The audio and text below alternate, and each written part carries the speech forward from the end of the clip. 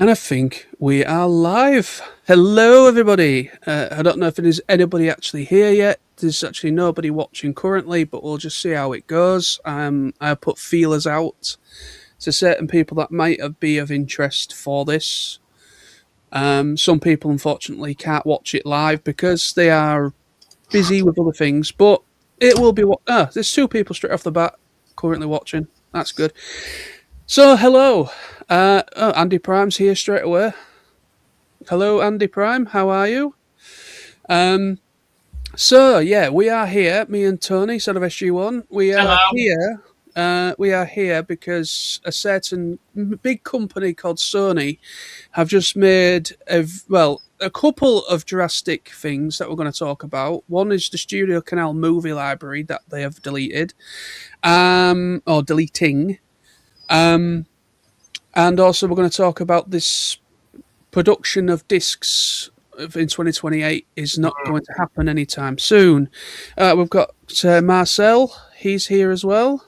Hello. Hello. And Andy Prime says, I'm okay. Good to see that you're all right.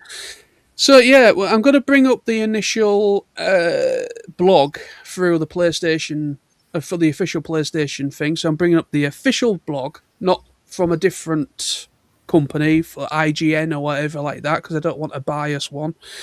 So I'm bringing up the official thing. Just going to give it a read through. So we've got the official blog announcement, and then we're just going to talk about our 5 cents on this and what the future of gaming could look like going forward from 2028 onwards. We're going to talk about what I've had some interesting conversations off camera, off the stream, with Graham from Primetime Toys, as well as our good friend Matt Grant. I've been talking to them through private messenger. I would bring up their messages in real time, but unfortunately, it's too small to bring in through Facebook on the PC, so it's not going to work very well, unfortunately. So I can only kind of in layman terms talk about what they said. We're going to talk about possibly. I actually think this is just getting straight off the bat with the point of the video of the stream. I actually said this in my video. If people haven't seen it yet, I did make an actual video talking about the announcement, and I'm talking about digital media as well as other things. Not actual full ownership, because when you go digital copies, you don't physically own it. A company can quite easily take it away from you without. We're in a drop of a hat. Sammy's here. Hello, Sammy. How are you?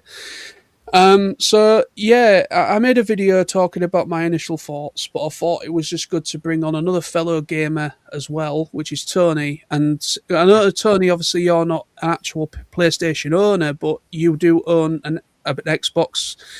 It is forecast Xbox are rumoured to probably follow suit with this, so it's interesting to get two sides of the coin of the debate of Xbox PlayStation owners. Well, let me just chime in a bit, because I think this is a bad move, and people go, well, it's sign of the times and all that, and and blah blah blah. But lost John. Where's John gone? No, it's all right. Yeah, I've just soloed you. All right. Yeah. Well, the thing is, if, for example, to buy this copy of Dawn of the Dead, this is the very expensive one now. You can't get this anywhere. It's been deleted, right? You can't watch Dawn of the Dead anywhere without paying for it. I think you can watch it on Amazon Prime, right? I only picked this up because it's right here. I own this. I can watch this anytime I like, and I've had it about 5 years or so now at this point.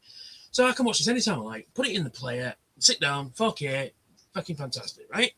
Now, actually, it was a Christmas present off my dad. But the point is that I think the set was £80 when it first came out. Now that £80 went to Amazon. I think my dad got it off Amazon. I can't remember, but so it went to Amazon and it got shipped to my house, and now it's mine, and I own it, and I can watch it forever and ever and ever and ever. If I pay £80 for something, and suddenly I can't watch it or play it anymore, That's 80 quid just gone, just fitted away.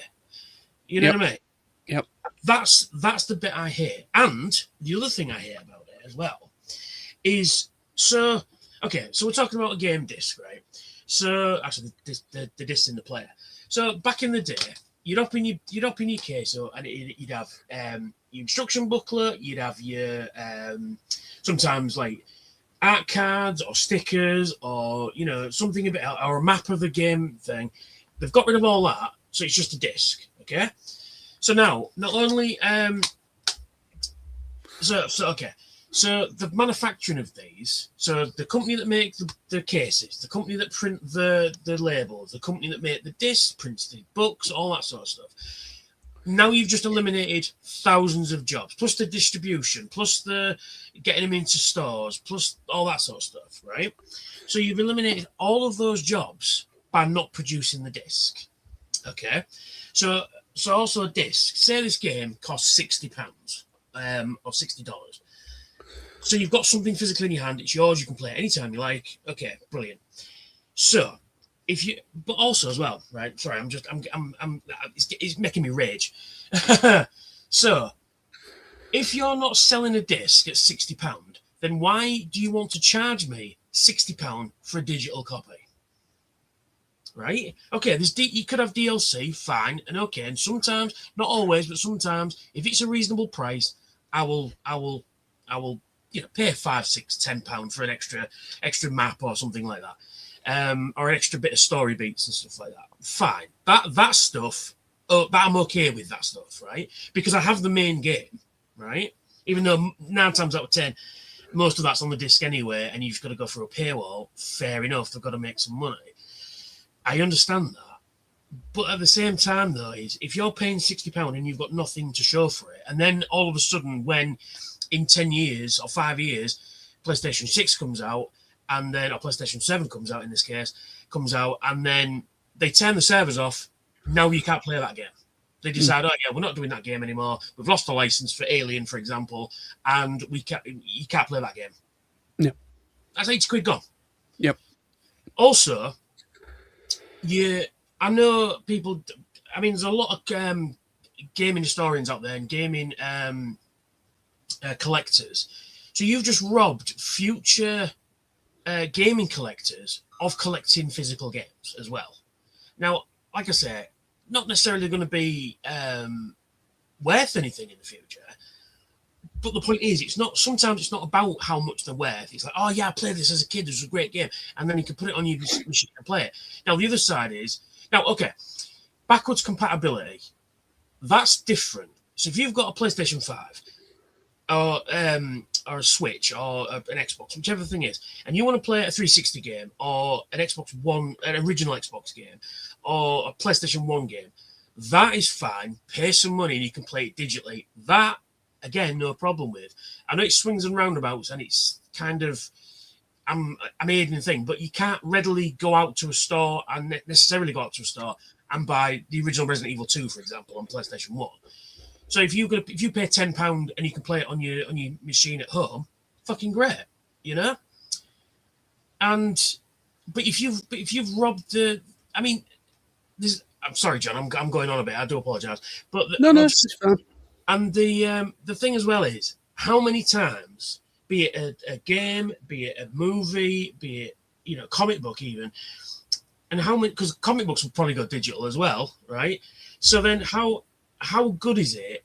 How excited do you feel? So you go to HMV or Game or whichever game shop, GameStop or whatever, buy the game, and then there's that moment you own it, but there's that time from when you get from picking it up to getting it home, and then you get it home, you sit down, and there's that moment you put it in the player, let it warm up, let it fire up, and then you're in. You fucking, there's something special about that. I know you're robbing people of that too, and people going, oh yeah, well, what about Netflix and things like that? Okay, Netflix, right? Let me just get onto the streaming bit. The streaming service is no different from when you had Sky. I mean, if you flicking around the channels one night, just can't decide what you want to watch, and then Predator comes on, for example, even though you've got it on DVD or Blu-ray and it's on TV, you might go, oh yeah, Predator's on, I'll watch it, right? that system hasn't changed. If you're looking at Netflix going, oh, I ain't seen Predator in a while, there it is, I'll watch it on thingy. That system hasn't changed. Just the medium of it being presented to you has. So I'm guilty of that as well. I'll sit and watch Netflix, but especially when Netflix can go, do you know what? We're not showing Predator anymore, and then you can't watch it. At least you're not buying it individually. You're just paying for a system. But I can reach to my fucking shelf here and pick it off and go, I can watch it, and the player it goes, Predator. You know what I'm saying? Sorry, John, I'm ranted there. I do but go on. No problem. It's not working. There we go. Right. No. Like people are actually. We've got a big chat going on at the moment. So, but yeah, what people are saying here, and what I've also learnt recently, I've always known that modern day games nowadays, as in right now, and when it comes to a physical disc, they are not. It's not the full game on the disc. From what I've found out, is it's only 10% of the game plus an activation code. So really, in layman terms, the consumer only owns 10% of the game. The company owns the rest of the rights. In this case, Sony, Xbox, and what have you. So basically, games for the past, ever since the PS5 came out and the Xbox Series, is it Series X, the main one? Yeah. Yeah. So ever since the Xbox Series X and the PS5 came out, games have never been the same like back in the days of the PS1, PS2, and so on, where it was you fully owned the game physically. When it comes to digital, unfortunately, I said this in my video that I made, I uploaded today, earlier today, or was it last night? Anyway, my main video, I said that going full digital is not ownership. Because a company can take it away from you in a drop of a hat. Because I feel companies like Sony, and not just Sony, many companies that offer digital copies, it could be Amazon Prime, because you can buy movies digitally on there as well, and Spotify, because Spotify, a lot of people hate Spotify because they do not support the artists. They don't pay them very well. They pay them very shit. They pay them pennies, literally pennies per listen of a track. So independent artists are impacted massively on Spotify because they do not earn hardly anything. When it comes to, I know I'm going on a tangent with music, but it is still all the whole debate of physical and digital, because this is why I hate a future of full digital takeover, because physical still has its place, especially in music industry, because a lot of independent artists have come out and said we get a lot more of a percentage of profit from actual album sales, vinyl record sales, and all that kind of jazz. So if you go out and buy a physical CD, that artist will get a much higher percentage of revenue profit back. If you go onto, say, Amazon Music, or if you go onto Spotify, or you buy a digital album, that artist hardly gets anything back from it. And when it comes to streaming music and listening to music and listening to the odd track, they only get paid pennies. So, yeah. But the music industry is a bit different to like visual entertainment, like movies, TV shows, and stuff like that, because a lot of the actors and that get like what they call likeness rights, so they can still make, even though they might not be making a lot on the actual show itself or the movie itself, but if they do like action figures and things like that, they will get a percentage of that. But like you said, the music industry, shit. It is. Well, like, getting back on track with the main topic is basically like, when it comes to video games, Sony's announcement has struck a bad chord with me personally. Me too. Of not producing games anymore in the year 2028. It's going to be January 2028. It's forecast that they are no longer going to be supporting or producing physical games and discs. The thing is, though, as people have already been saying, I will bring in the comments because the comment section is going absolutely ballistic at the moment, and it's going to take me about 5 years to just get through it. But basically, all I can say is games have never been the same for quite a number of years. Like Matt Grant, Toy Therapy, has said, let me try and find it. This one. It says, don't forget Nintendo Switch started this. So basically, when it comes to digital, because I know Nintendo, the Switch 2 in particular, they basically operate on an online library as well. Yes, they do still have carts, but again, it's exactly the same as the PS2, PS5, and the Xbox. That you only own 10% of the game, the rest is digital. So when it comes to gaming, we do not own much right at all, physical or digital. When it comes to gaming, the landscape of gaming is very uncertain. I feel your hard-earned money is not valued. Well, it is valued because what they can do is go, well, we're just going to give you, we'll just take your money. You know, they want money. They don't want loyalty, if that makes sense. Yes. Because I mean, look at PlayStation fans versus Xbox fans. You're either one or the other. Or Nintendo fans, you pick one and you stick to it. Like me, the original, I had a PS2, but I bought an Xbox and I stuck with an Xbox, right? Because I just thought, that's for me, it does what I want. I like the game selection. And now there's no loyalty because why give...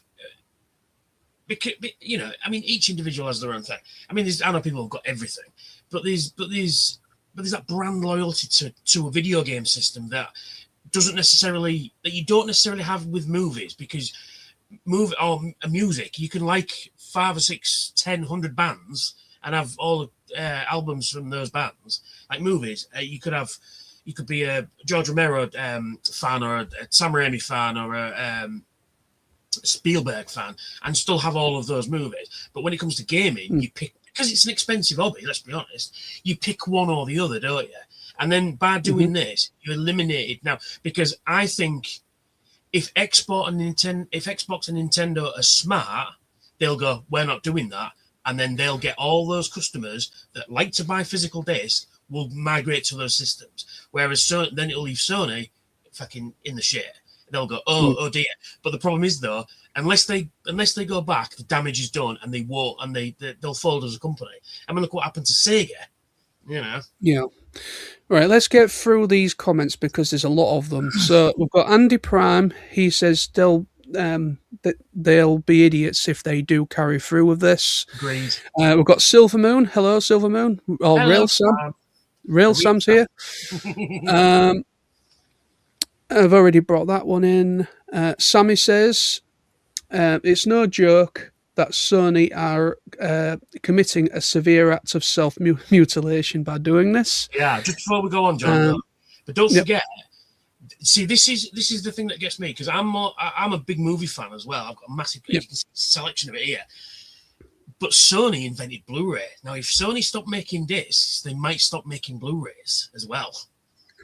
You know? Yeah, because Sony are the ones that invented the Blu-ray.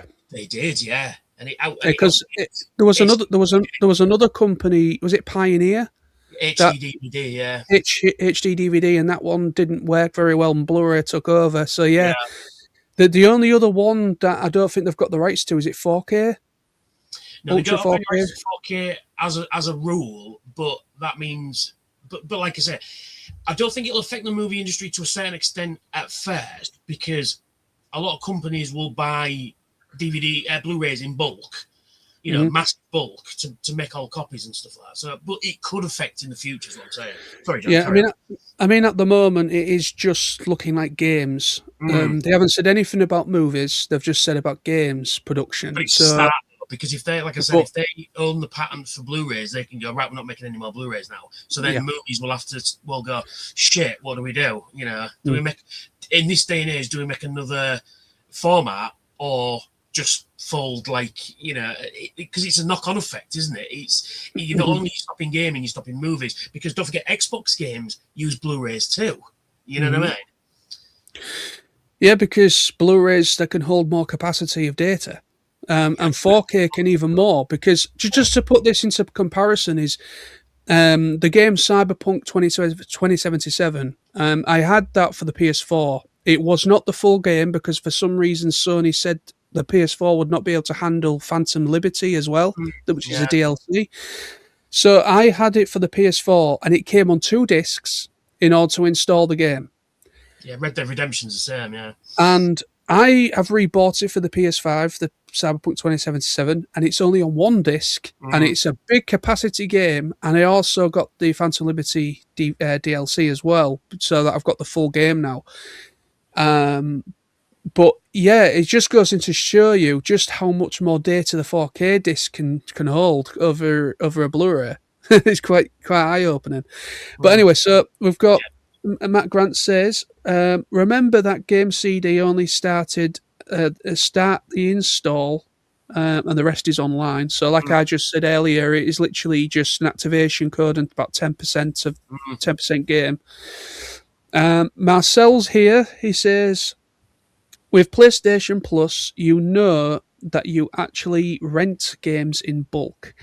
But when you buy, you should always still have access, whether you have it digital or physical. Yeah, if you buy something, you should have full ownership of it. That is the full right. You're paying full price for a product. But this is the thing. This is what I said earlier about if you buy a physical disc and it costs £60, right? Yeah. And then they're getting rid of that, and then they're still charging you £60 for basically a line of code, so you can play it on your PlayStation. Yeah. So then why shouldn't it be like £20 then? Because obviously you've got to pay for the manufacturing for the discs, but you're not paying. But if they're just charging you full price again, and then they can, like I said earlier, they can just go, it's gone. But it comes down to people have been saying if buying isn't ownership, then piracy isn't theft. So there's going to be a lot of piracy going on. I tell you now. Yeah, I've seen that going around. You'll get round the security features. I mean, look at it for PS1 and that. So yeah, sorry, John, go carry on. No, you're all right. No, right. So we've got Toy Therapy again. It says, "What reason I've kept my 360 is for the Transformers games." Yes, they were good. Yeah, I like those games. Very, very good games. I love them games. I'd love to be able to get them again, but again, physical. Yeah, really fan. Yeah. Right, we've got Adam in the chat. So Fluff and Busters, Adam, he says he's responding, but it's also to us as well, to Toy Therapy. He just says, Toy Therapy is right. What you get as a disc doesn't count as a game anymore, even if they kept them. Sony would still hold the same power. Yeah, I completely agree. When it comes to the game landscape, physical and digital doesn't mean any difference, because, like I just said, you only in essence own 10% of the game, because that's all that's on the disc anyway, plus the activation code. Well, so right. I think what's happening though is I think the gamers are sending a message to Sony going, "What the fuck are you doing?" You know, but like I said earlier about the brand loyalty, because if they carry on, but Xbox go, "We're carrying on with games," and Nintendo, "Yeah, we're still doing physical games." Like I said earlier, all the Sony fan base will just shift. Yeah, you know, they will filter down, and then you might even get another company coming out with another game system. People might flock to that. So yeah, we're doing games, we're doing this. You know, so I think, like I said earlier, I think Sony are kind of going. I think it's more of seeing the trend where and I will agree, a lot more people are buying stuff online because it's convenient. Okay, I get that, understand that. At 3:00 in the morning, say for example, you know, you're playing video games like I do sometimes, and you see a game come on there and it's brand new, it's only been out a day, and you think, 40 quid, I'll get it and whatever, and I can play it right now. There is that, I get that, I understand that, but a lot of people though still would rather go out and get the physical thing. But you know, anyway, that's just no, I agree with what you're saying. When it comes to any other type of media, I very rarely buy books, but if I do, it's always a physical book. It's always an actual book. I'd rather have that book. Same with comic books. I'd rather have it in my hand. I've never been a comic books. He said comic books are like boobs. They're great to look at on the screen, but there's nothing better to hold one in your hand. Smart man. Well, that's what I mean. You can hold it in my hand. I can watch this anytime I like, and it's got multiple versions of the film. It's got a CD soundtrack of the thing. There's a novelization of the book of the film in there, as well as like a miniature coffee table. There's a lot of stuff in there which you won't get with digital, will you? Well, no, they don't offer very much of the special features. It depends, because sometimes they might do like a behind the scenes how they made featurette on certain films, but it's very rare. It is very rare that happens. Toy Therapy says comics have been digital for years. Yes, they have. No, it's true. You can get online comics and stuff like that. That's fine, but there's nothing about having it in your hand and reading it whenever you like. Yeah. But again, the same thing with comics. They can decide that we haven't got the Marvel license anymore, and they can just get rid of them. Yeah, so that's true. So it's the same thing. You can argue all you like that. Oh yeah, well, comics have been digital, games are digital, movies are digital. But if they suddenly remove all that content, we're back to square one again. Yeah, I agree. Right. I like what Adam says. Well, Tony rants. Let's give to Nosy a like. Thanks, Adam. I'm sorry. I'm so sorry. But I get passionate about something, and then I can't, and I've got to talk about it. No, I completely. No, there's no need to apologise. Like I say, I've been pretty. Ever since this announcement thing, I've been like a bull in a china shop, really. Kind of like, because literally, the initial video that I uploaded, it's my second attempt that's actually up now. My first attempt was a little bit more, do not show your kids this one. But yeah, I tried to, I redid it, I kind of slept on it, and I got kind of glad I did that, because it was a better video in the end. It's always good to sleep on things and reevaluate things before you make a video. I've learned that the hard way through the years, to rethink things before you execute. It just seems like a dumb move, especially when they made the announcement we're getting rid of 500 films or whatever it was. It just seems you've already pissed off a bunch of people who have bought those movies and say now lost that money, and then you come out with this announcement only a couple of days later. Fucking bad move. Yeah, we'll get on to that about the whole Studio Canal thing as well, because that's another side of the debate as well. Yeah. Andy Prime's here. He says the way Sony is going, the new Lego Batman game might be the last game I get. Yeah, the thing is, just to get on very quickly, I've always been a PlayStation owner. I've always preferred console over PC and anything else. The reason why I've always gone for a dedicated gaming system, as in a console, is because you don't need to spend X amount of, you need to buy this, you need to buy that, and it racks up thousands. It racks up like thousands of pounds to get us to have a PC that can run AAA games, that has the capacity, RAM capacity, the processing power, 4K resolution, all that kind of jazz. Even 8K resolution's coming in now. So it's like, obviously, my good friend Fake Sam, Firestorm Sam, I'm not going to divulge how much he's paid because it's not my business to say, but his setup, I dread to think how much he's paid on that, because he can play AAA games on it, it's 4K, all that kind of thing. So I dread to think. So that's why I've always been a console gamer, because it's a dedicated piece of kit that can play AAA games. It has the capacity. It's strong enough and has good physics. It has good, graphics and everything. So that's why I've always gone for console. Yeah, I know what you're saying. The one, I know it's all falling down now. Sounds a bit like my life. Yeah, mine too. It's all downhill from here. Yeah. Anyway, while I'm fixing all that up. Anyway, what I was going to say is at least people can argue that Steam is all digital. It is true. It is all digital. But what Steam do, though, is they will send you the game files. So then you own the game, essentially. Even if it's a digital copy of the game, but but you can own it and you install it on your computer, because I've got a few on Steam, but the actual game file is on my computer there, you know? Yeah. So Well, I can there's like, play it anytime I like. well, you've got the whole Valve producing a Steam system as well, aren't they? Yeah, yeah. So obviously that operates obviously online through Steam, of course. But I think Valve could very much, even though it's projected to be like $1,000 plus, when it launches. Um, it's yeah. So Valve are producing a Steam system, and that could very much be where people might go for their gaming pleasure. Even though it's a lot of money to part with for a system, but I mean, with it being more like a mini PC system, there is possibility of plugging in an external CD drive, so you can play your older title games that are on CD or physical games.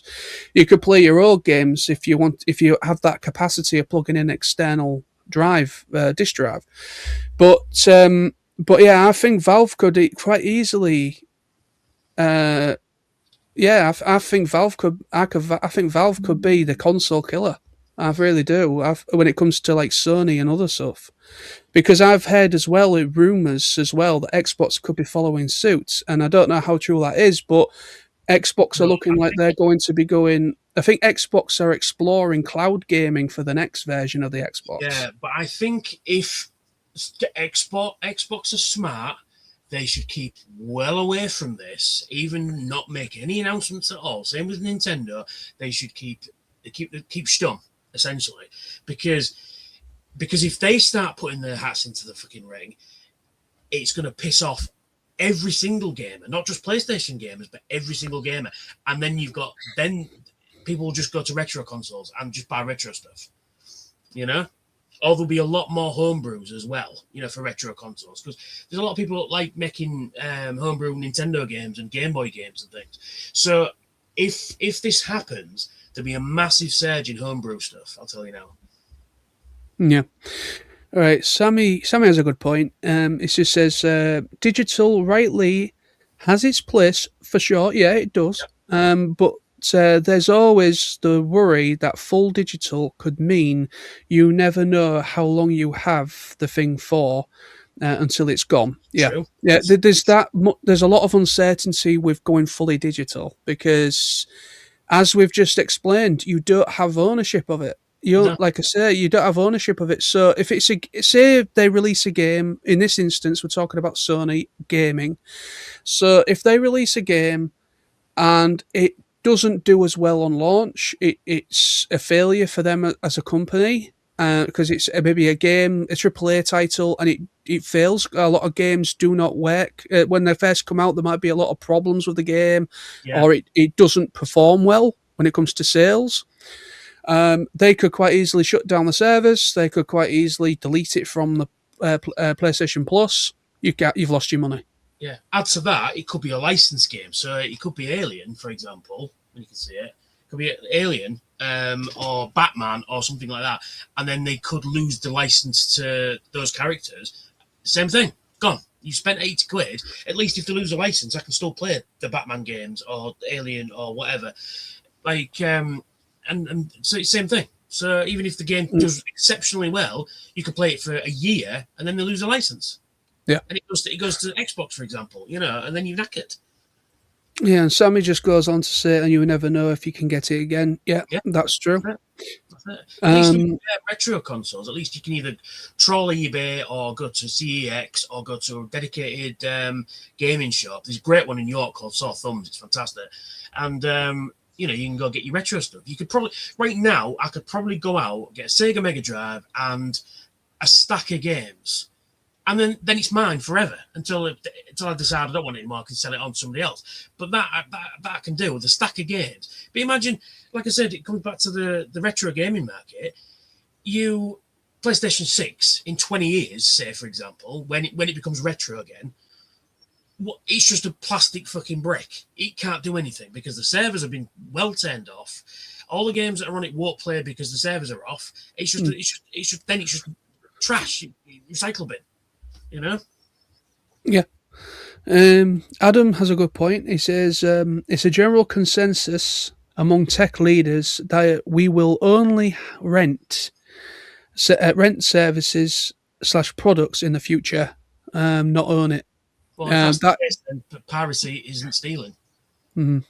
And You then he know? goes on to say, "What's nuts about the Sony movie deal with the Studio Canal is that those films will either go to Studio Canal own streaming service or a competitor." So, yeah, we're going to talk a little bit about that Studio Canal thing in a moment. I just going to try and get through these comments as quickly as I can, otherwise, because we don't have as much time on the stream. We've already done over 30 minutes of about an hour and a bit, so we'll see how we go. Marcel says there is the Stop Killing Games movement that tries to stop games from getting fully axed.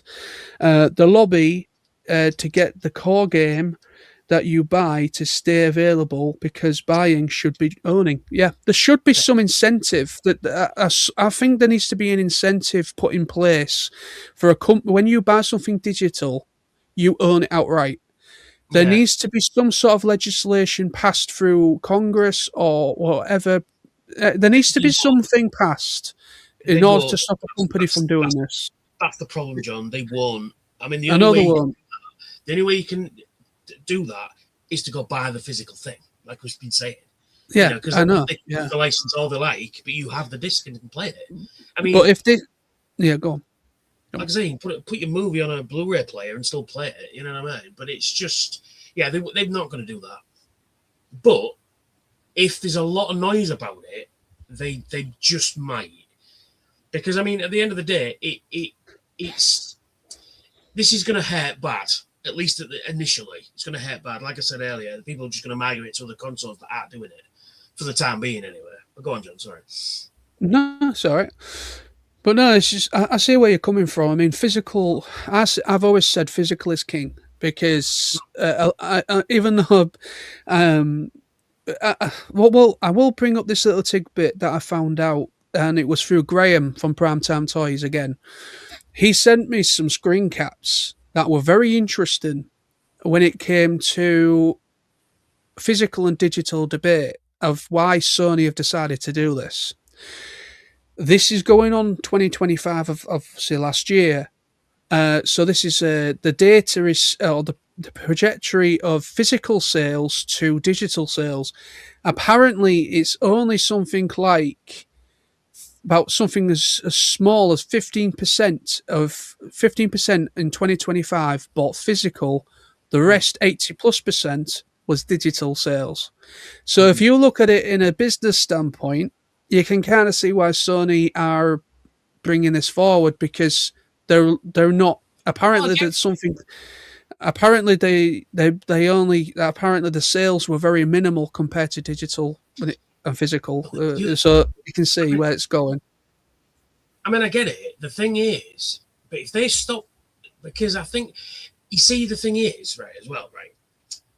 Because every time I think about it, I think of something else. So the problem is, if Sony want you to get digital, right, they will limit the production of games. Instead of doing like 1,000 games per box, say, and they ship them out to different stores, they're only doing 100 games per box. So if you want to go out and buy it, but then they're going to charge a lot of money for the company that's buying it to put it in their stores. Then they're going to go, well, we're not going to pay that much for 100 games, so we're not going to bother. And then they can go, well, the only way to buy it then is digital. You see what I'm saying? So they're already muddying the waters by doing shit like that. Not saying that they do that, but you can see that we want to push this, so we're going to just make it a little bit, put, cherry and whipped cream and stuff on top. So, I'll get it on digital. If you buy it on digital now, you can get all the bits for it. And people go, oh, okay. But I think it's I don't know what's the word what the word I'm looking for is, and everybody's messaging me all at once, sorry. And I think because there's no incentive for you to go out and buy it. That's the problem. If it was you need the disc to play it, fine, people would have to go out and buy it then. But like I say, a lot of people, it's convenient just to put your card number in and there it is on your console. But Yeah. like I say, it's just. I think they need to bring back the incentive to go out and go, right, you need to own the disc for it to work. But, they're not going to do that, are they? So anyway. No. Andy Prime says, first Hasbro do us with price and quality, now Sony with games. Yeah. That's true. Marcel says, and they... Sorry, John, just to interrupt. It comes down to, if say, for example, everything becomes digital, so then you won't be able to buy Transformers. What you'll buy is a CAD file to print out on your 3D printer at home. So you won't be able to go and buy these things. I mean, not necessarily just Transformers, but Star Wars figures, anime figures, DC Marvel figures, anything like that. Anything that's an action figure, you won't be able to buy them. You won't be able to buy them anymore. They'll send you a CAD file and you print it on your 3D printer, which probably is dystopian as fuck. But anyway. Yeah, so Marcel says, and they have stared the EU government. Yeah, I saw that video. There was a European politician that's a big avid gamer that has asked for some kind of legislation or something to be passed for this to for digital to have protection. So it's kind of like making waves. This. Yeah, and it comes down to having a digital ID as well. Imagine having a digital ID that they're trying to push, and then you go, well, you said something on Twitter or something like that, and you cannot buy this game. It all comes down to that. Or you playing it, and then suddenly, right, you may have yelled at a 12-year-old, tell them to fuck off or something on Call of Duty, then they can just stop your game, and then you can't play it. So it all comes down to that. But you still have to pay. You still have to pay for the privilege to own it. Because I bet they'll rent you it soon. Games will be a subscription, just like Netflix, and it will, instead of just being, not only do you not own the game, you just pay the subscription so you can play it. Now, okay, Xbox Live and PlayStation Network and whatever the Nintendo one is, you do that, but then you pay an extra for a game. At least you can still play the game, but then that's what'll happen. That's what's coming next. You won't even be able to buy a game. You just it'll be subscription. That's what's coming next. Yeah, probably. Andy Prime says movies will go back to VHS. That's one thing. I've got a couple here. I went through a box. I mean, look at the fucking size of this. Hang on, let me turn my background off. Look at the size of this fucking thing. There's a Star Trek Voyager two-pack episode, a Killing Game, and Equinox. Look at the size of that fucking thing. Come on, no. The thing is, though, most modern kids today, they don't even know what a cassette is. You give. I've seen videos of like really funny videos that have gone viral, and the parents have gone, give them this, and they're looking at it like you can see the gears working in their heads, and they're like, and the parent goes, "What do you think that is? What do you think this is?" And they're like, "I've seen a guy." Put his kid, he sat his kids down. And went, right, we're going to watch a film. Gets a video player out, puts the. Right, there you go. And I went, what's this? And I went, well, you put that in the player. And they're like, what? And so they put it on. And he goes, and then they get the remote. And they're going. And he goes, what are you doing? Oh, we're just trying to skip the adverts. So you can't do that. You've got to fast forward it. And they're like, this is rubbish. Oh, I remember just a little anecdote. I remember getting VHSs and getting video nasties. Now that's a thing people won't remember now, but back in the early 80s, it was deemed like if like certain horror films were like, oh, you can't watch that, like Driller Killer and Phantasm and Dawn of the Dead and Evil Dead and all that, they were considered morally corrupt films and they were banned. But my uncle knew a guy and he could get them on import, and we used to watch them, as kids and fucking loved them. And that's why things like this are my favorite movies in the world, So, sorry, video nasty. Adam says the death of mainstream DVD/Blu-ray release is growing as available players diminish. The thing is, though, you say that, Adam. Obviously, I can only base things on what I've seen where I live. We still have a HMV. I know there is HMVs. Obviously, that is the only. Well, and CEX, which is another brick and mortar selling like DVDs and Blu-rays and stuff. 3 TXs in Hull. Yeah. So in Hull, when it comes to brick and mortar stores that are selling physical media, we have HMV and we have CEX, and we used to have more, but that is what we have now, still remaining. And we are very lucky in Hull to still have our HMV. The reason why our HMV has survived is because there obviously is still a lot of profit going through that store. Yeah. Because if you remember when the closures happened for HMV, a lot of parts of the UK had their HMVs removed from the high street. Hull is a very rare and very lucky city to still have their HMV survive, because it's one of the most profitable stores in the UK, apparently. Yes. I mean, when I ever go in HMV, it is hustle and bustle. It is busy all the time. So, and I've seen CDs, vinyl. You see, this is the thing, right? Okay, you talk about physical media dying, but vinyl sales have gone through the fucking roof in recent years. Yep, vinyl outsells the download chart. It does by a lot. Yeah, you're right. And the artists profit from vinyl and album sales over anything else. So does the manufacturing and the distribution. So there's all them jobs that people forget. I know this is a different thing again, but again, it's physical media. Yeah. But even anime sales. Oh, they're through the roof.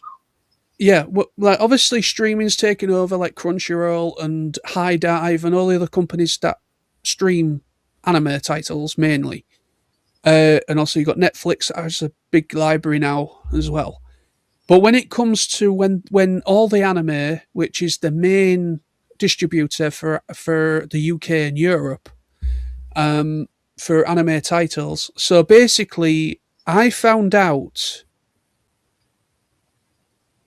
the people that work, like the production company that produced the title, the show, if you buy I know you pay a lot more for Blu-ray sets, but if you buy Blu-ray, everybody gets a share cut of profit from the Blu-ray sales of the box sets over the DVD. If you buy because they release some stuff is released on Blu-ray only, some stuff you can also get it on DVD. Apparently, the production company that produced it, so say for instance Toei Animation that produced Dragon Ball, just for instance, if you basically bought Dragon Ball Z on DVD, the production company will not get a dime back. It's basically, I think it's split like between like the distributor only. But when you basically, if you buy Blu-ray, the production company gets a cut, the distributor gets a cut, the voice actors get a cut, everything. So there you go. So basically, physical still has its means, because streaming's one thing, but it's not very lucrative. Like digital is not very lucrative when it comes to paying people fairly. Plus manga as well. Manga is selling better than US comics. And again, that's the same thing. Anybody involved in the manga gets an equal cut of the stuff. And also, I'm just Googling it just now as well, that physical sales are up 66% in Japan. Right? So I don't know why, because Sony's a Japanese company, I don't know why they've gone, well, we're not doing games anymore. I would be very interesting to see what the Japanese public think of this announcement, because I haven't seen anything. I know the Japanese are a bit different compared to us in the West, of course. They're a little bit more into themselves. They don't really like to make a song and dance about things, but they're a different culture altogether. But I am very surprised, because there's a lot of, as we call them, otakus, which is basically their term for geek or nerd. So basically, you have otakus in, whatever. So you have your nerd culture in Japan, which is massive. So there's gaming is still incredibly popular. So it would be interesting, because I do know the gaming landscape has always been handheld more than console, though. But I think this is a decision from Sony US rather than Sony Japan, quite honestly, because like I said, it was just a quick Google search and it's up 66%. So I think the Japanese, like you say, is it otaku? Did you say? Yeah, the term otaku is kind of like nerd, geek. But then again, gaming is a niche thing anyway. That it's not. A lot of normies don't play games, and I get shit for being, as old as I am from normies. Oh, you still play video games? Oh, that they're for kids. Well, not the games I fucking play, they're not. You know what I mean? But it's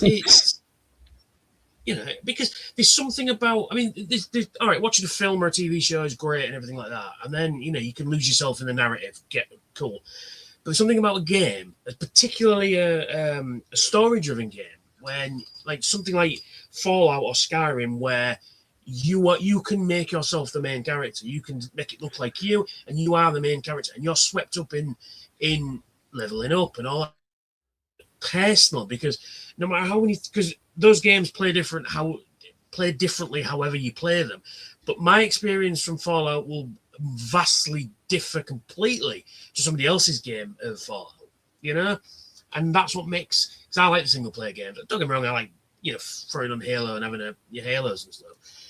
But yeah, it just shows you that. But then again, gaming and movie collecting and comic book collecting are all niche things anyway, But it just I think what it'll be is I think coming in the future, I think there'll be a massive revolution of people wanting physical stuff again, and you'll get these independent companies that will suddenly appear and go, hey, we're releasing this on DVD or Blu-ray or VHS even, and then or vinyl or physical games, and you'll see an upsurge, massive upsurge in that sort of stuff. I'll tell you.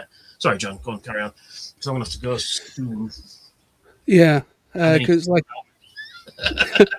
know, literally, you should see this chat. It is unreal. It's like a never-ending pit.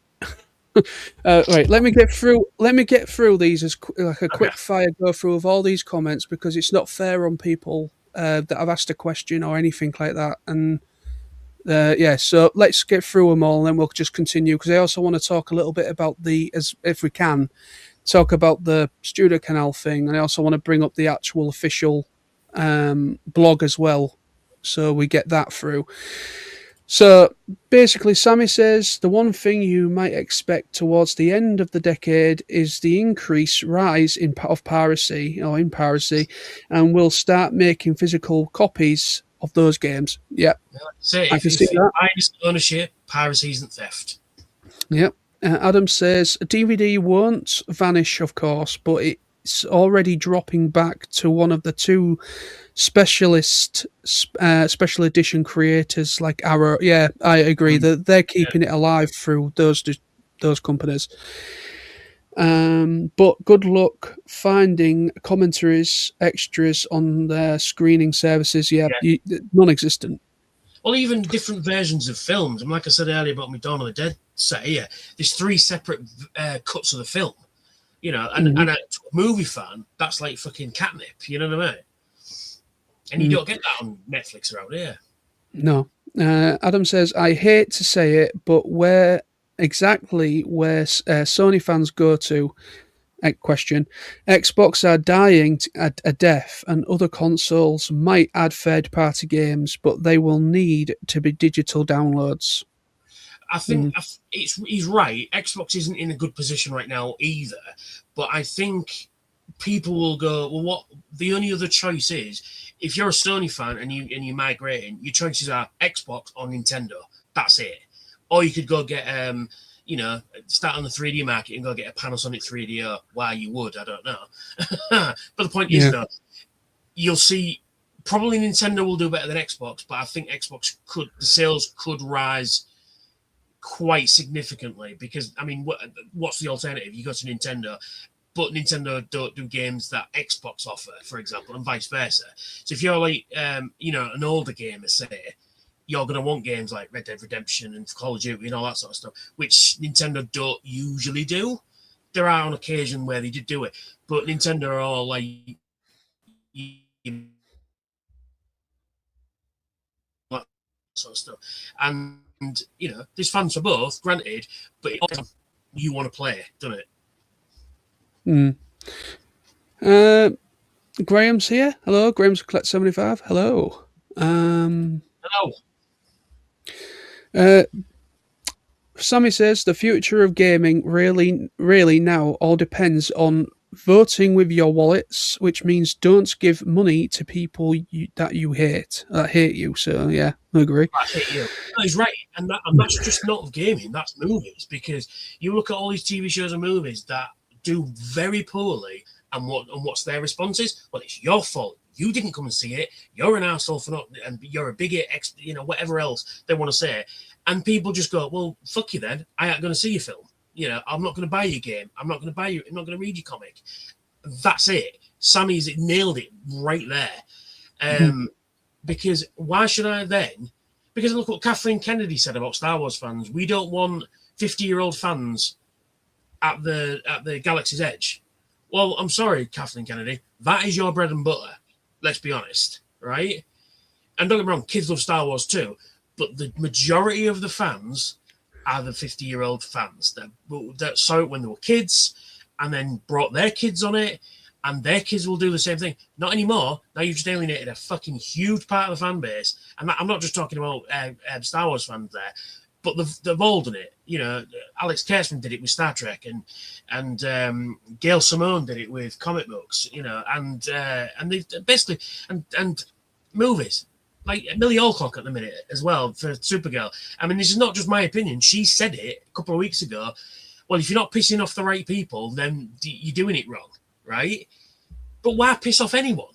Shouldn't she be saying things like, "Come and see our film. It's a great film. We spent time making it, and you'll love it," instead of going, "Well, if you don't like it, you're a bigot, racist, blah blah blah blah blah." You know what I mean? That's the point, and Sammy's nailed it right there. Yeah. Graham says, Collect 75, he says, why I stick to retro games. Yep. Retro's king. I've always been more of a fan of retro gaming over modern day gaming. Don't get me wrong, it's incredible of how how graphically everything's improved. It's incredible, but yeah, it is. But you look at what it was Sega and Nintendo. You picked a side, right? But imagine, but let's travel back to the mid 90s, so 92, 93. So and then Sony go back to Sony again. We're bringing out the PlayStation. So now suddenly you've gone from Mario and Sonic to Metal Gear Solid, Resident Evil. It was like the invention of flight to landing on the moon, right? With gaming, and people were like, "This is fantastic." Blah, blah. Nowadays, it just looks like the next iPhone. Because you look at graphics from I've still got an Xbox One, not Xbox One X or whatever they decide to call it this week. I've still got an Xbox One. To look at that and look at a PlayStation 5 or an Xbox One X, there's not much in it, really, is there? Graphically, yes, the PlayStation 5 is faster and stuff like that, but you look at games that don't look that much different compared to Super Mario on the Super Nintendo to Solid Snake, and that massive leap there. You've gone from 2D to 3D, and like I say, now it's just the next iPhone. And let's be honest, the next iPhone to the one previous doesn't look that much different. No, it doesn't. Sorry, I'm ranting again, John. Sorry. Collect 75 says, apart from GTA 6, which my son will beg me to buy, I only play MK2, Mortal Kombat 2 on online these days, or watch retro stuff I can find or whatever. Yeah, I agree. Marcel says, I collect retro games consoles, but also play up to PS5 right now. Nice. Well, I ain't got much retro stuff. I've got a GameCube I got for Christmas, but yeah, it's mostly that.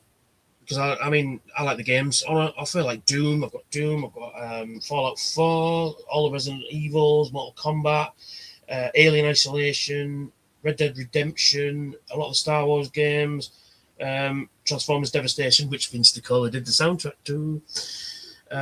So yeah, I've got a lot of the Assassin's Creed games, which I've not actually played. Looking at them, I've not actually played them, but no, there's So then, yeah, there's all that selection. I can even if my Xbox goes off, I can still play those games. You know what I mean? Xbox Live. Right?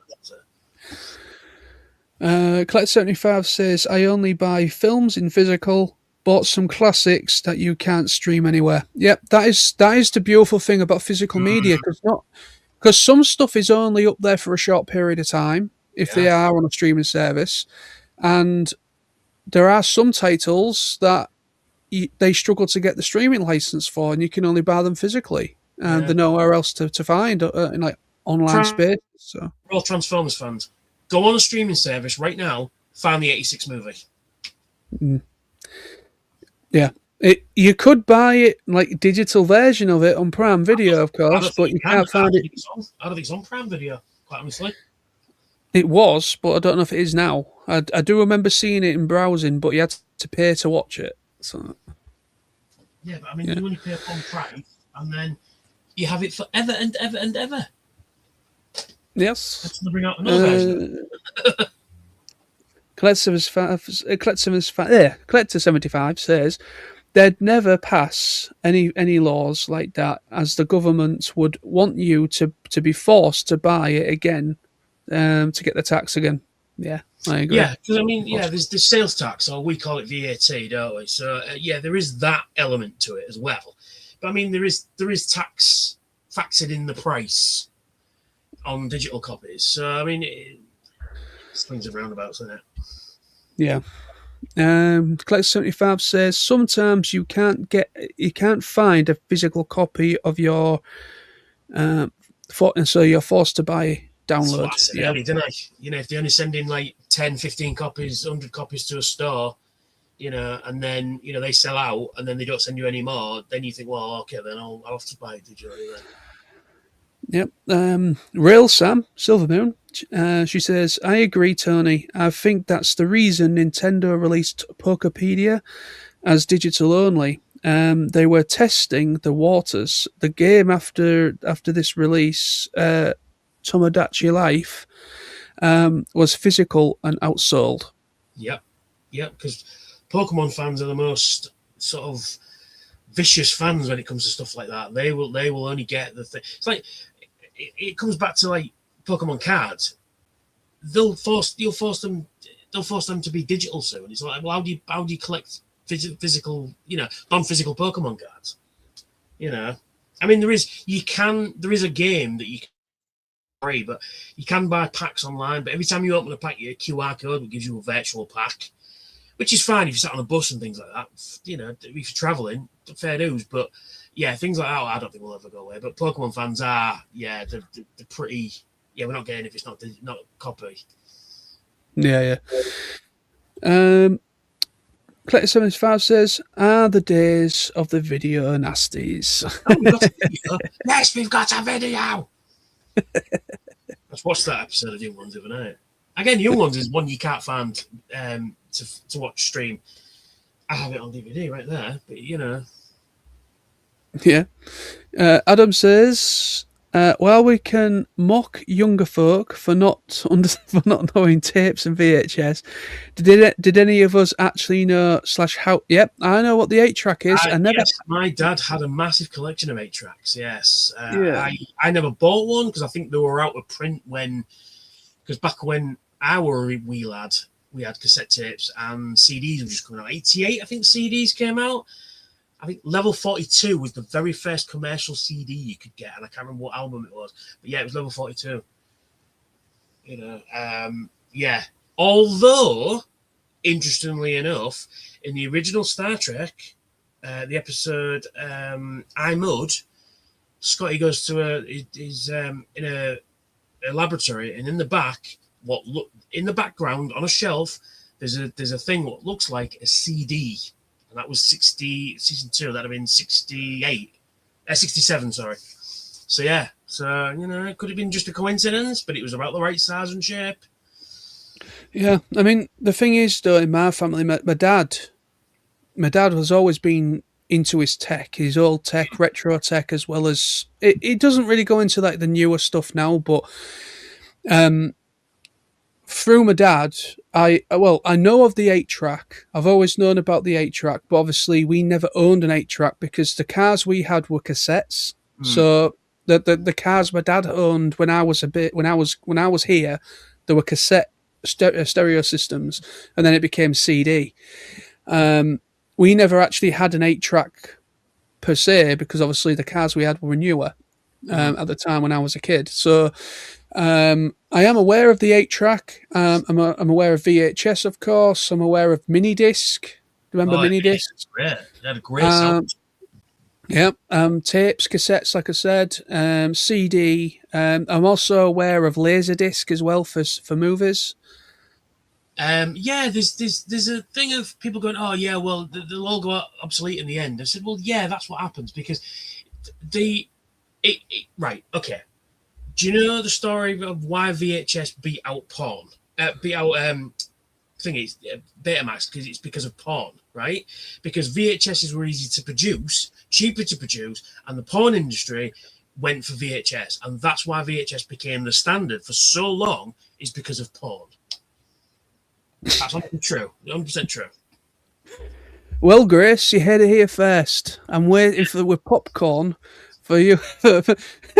I remember that time when I went in the dealer room, and just going off a tangent, I went into the dealer room at TFN last year, and she was like, "Have you seen Tony anywhere?" This is Dave Wallace's wife, by the way, Grace from TF Nation.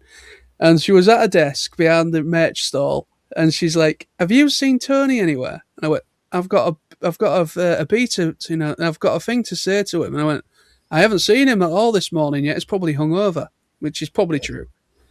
And then she bet, he said some very naughty words in a video of his, and it was a TF Nation video, and I have some words to say about it. And I was like, I'm going to stay well out of this, but I'm going to watch it from a distance with some popcorn. The words in question, as you said this on your live stream last week, and I put it up, you did put it up. It was because I did my do's and don'ts video, and I said about shooting your load when you go in the dealer's room. And she went, "A lot of kids will be playing it." I said, "Well, yeah, my videos aren't for kids, really, But yeah, she chewed me out on that. And I said, "Well, you got your extra ticket sales, didn't I?" And she went, "Well, yeah, well, there you go then." Right, we are steadily approaching the end of the comments now, which is good. So we're making headway, should we say? Right, so we've got Klutz says he's still got HMV in Staines. Good. Hanging out for the States, massive. Matt says, I wish I was on the live one. Yeah, it would be nice to have had you on, but unfortunately, he said he couldn't make the live. And I invited Sam, fake Sam, which was FI Storm. I've not heard anything. I also invited initially Graham from Primetime Toys, because he had some really good insight about the business, because obviously he works in business with toys as well. So it would have been interesting, but like I say, he said he's going to watch it back once we're no longer live. But he wanted to see a good a bit of a perspective of different people's opinions on this whole situation. So there's a lot of interest around this. I mean, what I love as well is all the little jokes set in companies, like KFC's chimed in on this. KFC. There was one. It was an Asian company. So this is the first Japanese media thing that has actually made a response about Sony. And Sedeko from The Ring, they said in 2027, in 7 days, Sony, expect Sedeko to come out the TV for you. Something like that. Domino's Pizza did it as well, didn't they? Yeah, Domino's did it as well. It's like they're going to stop making physical pizzas. Yeah, I'm trying to find the actual thing. Hang on a minute. Right, so Andy Prime. Here we are. Just going to show you my screen off. Hang on one second. Let me just copy that. If you want to show the screen, how do I do that? Oh, yeah, here we are. Share screen. There we go.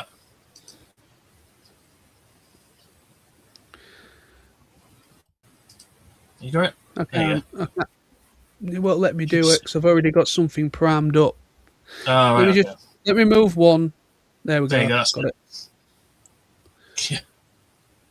That's fucking that response should tell you that Sony are making a fucking big mistake.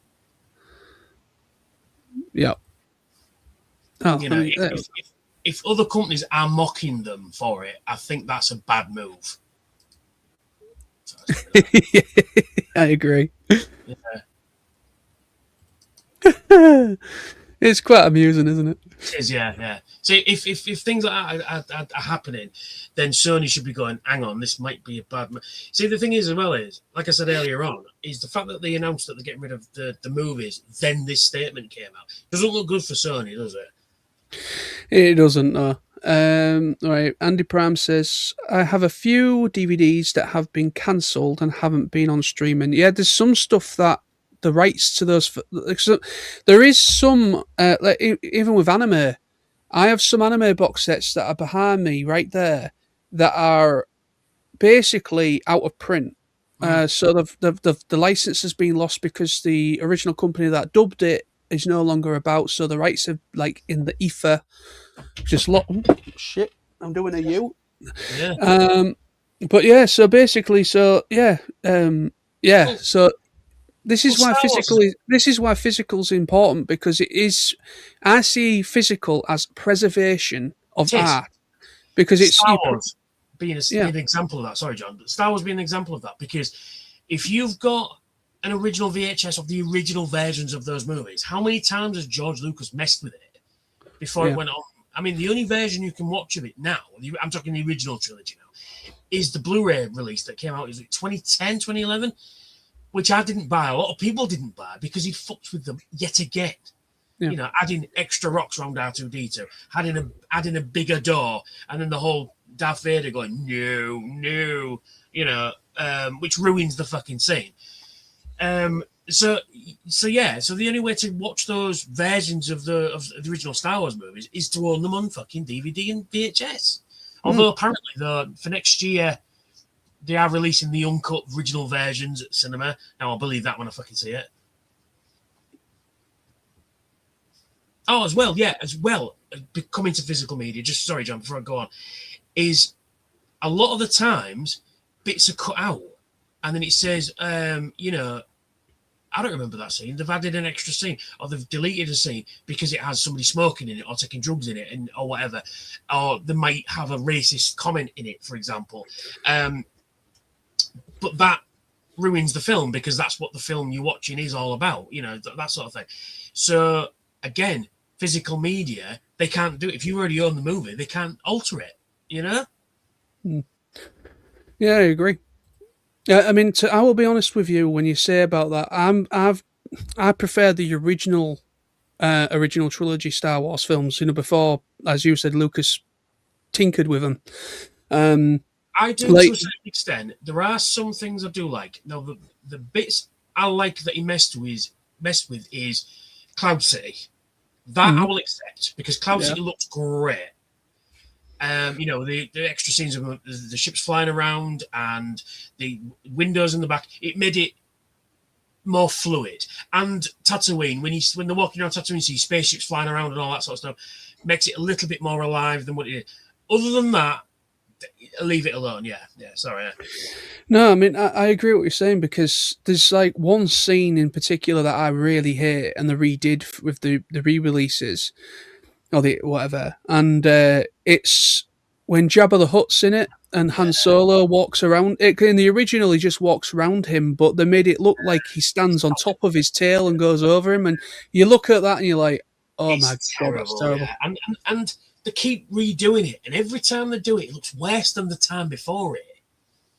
You know, and the hand shooting first business. I just, please, I want that to fucking die.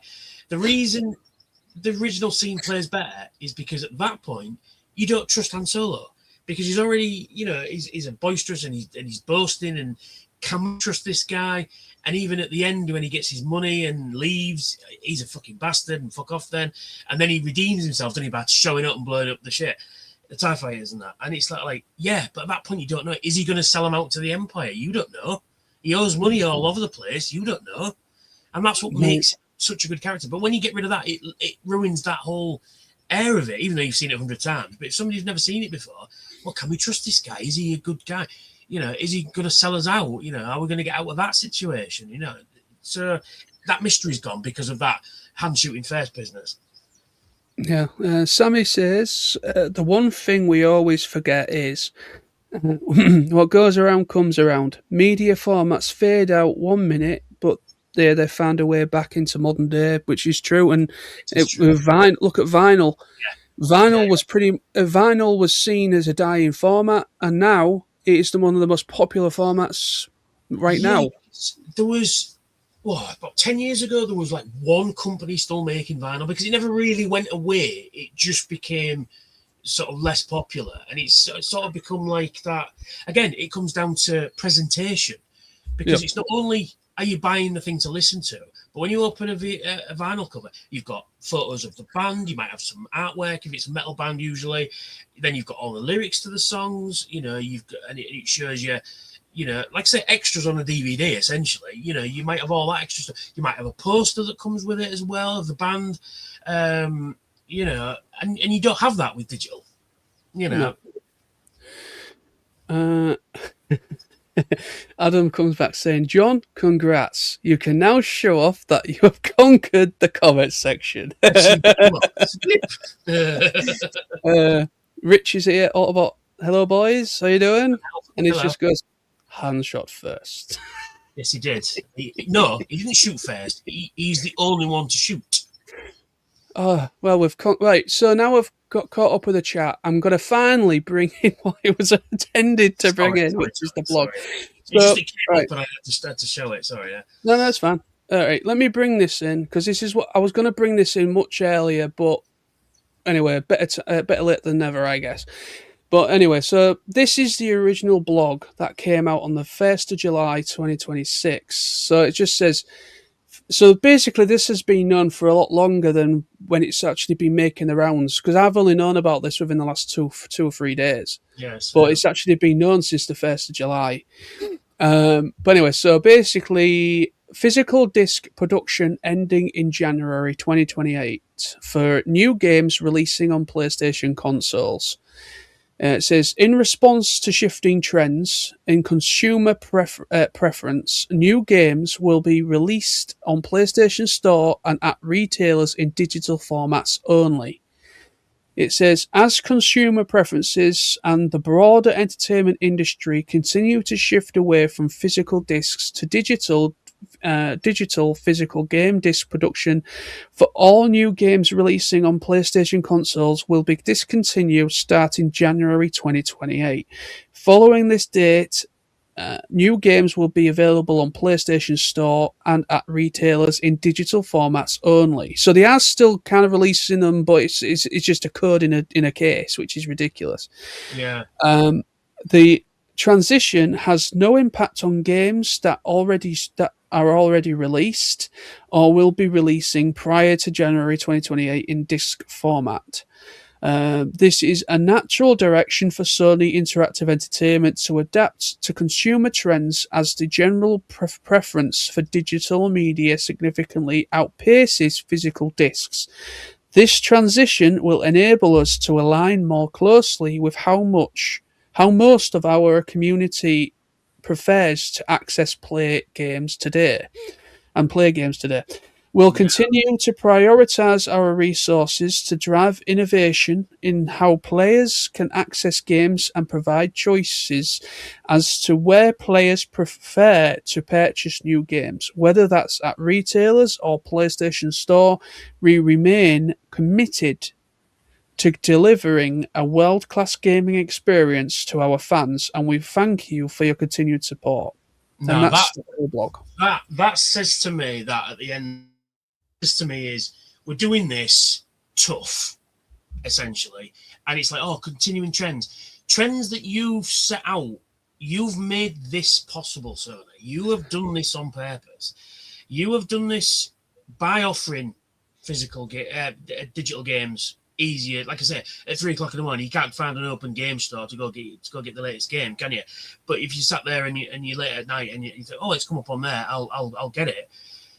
So you've done this, you've orchestrated this to a certain extent, and like I said, it's convenient to be sat in front of your console and buy a game, rather than having to get up, put your coat on, get your shoes on, get your money, your wallet, your phone, whatever else you take out, lock your door, get in your car or get on the bus, go into town, go to thing, get your game, and then come home and then sit home, undress, get take your coat off, shoes off, and do it.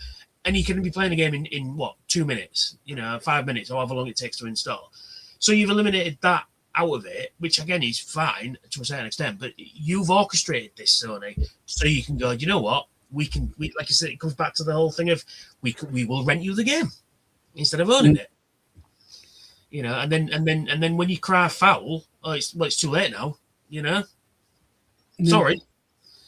Right, so we have a new guy coming in called Massey.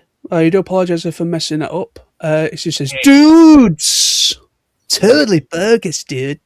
Anyway. Totally radical, dude. Radical, dude. Oh, shit. Where am I going? Massey says, it means hard drive, HDD are going to be massive in future console releases. Yeah. Sammy says, one important thing going forward with physical media that I think applies to anything now, if you have any second-hand stores, like CAX, for instance, that provides to your needs support, then all no matter. Yeah. So support them no matter what, yeah. Sammy's right, but if they stop making new stuff, then there's only going to be a finite amount of stuff that you could buy. Say post 2028, for example. Nothing after that you'll be able to buy. So it's only going to be that finite amount of. I mean, don't get me wrong. There's hundreds and thousands of games and movies and TV shows that you can get, and it'll take you probably 40 years to get through it all. But after a certain point, there ain't going to be any new stuff. So, I mean, Sammy's right to a certain extent, and I fully agree. You go support your local stores. That's why I support my local comic shop in town, Amazing Fantasy. I go there to buy comics. I don't buy them offline. Don't go to fucking Forbidden Planet because they're never fucking bagged and boarded for a start, which really irritates me. But that's the thing. You support your local business, support that, and they'll support you by getting the new stuff in. And if you're putting money in, like I said, it pays for staff, it pays for the website. I mean, don't get me wrong. There's nothing wrong with buying stuff on a website. We've been doing that 20, 25, 30 years nearly at this point. And I mean, it comes to your house, but at least you can have the physical thing that shows up. You know what I mean? Yeah, because like we're trying to say is that with not supporting physical media, it's not just a physical DVD we're talking about. It's that it's the livelihoods of people. People are going to lose their jobs because if the future really is digital only, your brick and mortar stores are going to all shut. You're going to lose HMV, CAX, that are basically people say a lot of stuff about CAX as a company. They've done some shady stuff with, like, when it comes to artwork, kind of stuff that they don't own, just putting their own covers on DVDs and selling them, which is totally wrong. But anyway, so there has been some crap when it comes. This is a reproduction cover. Yeah. So basically, CAX, they are trying to preserve physical media when it comes to old retro consoles, tech, everything. So really, as I completely agree with what Sammy says, we need to support any brick and mortar store that sells physical media, DVDs, Blu-ray, whatever you, DVD players, vinyl players, records, anything.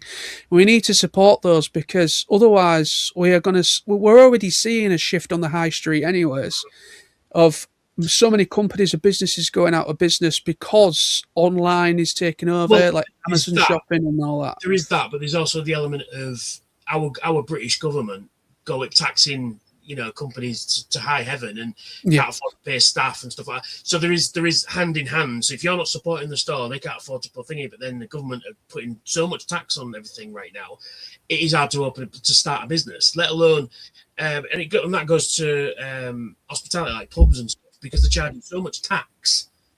They're stopping people doing the things they like to do, like go out and stuff and go out and get your physical media.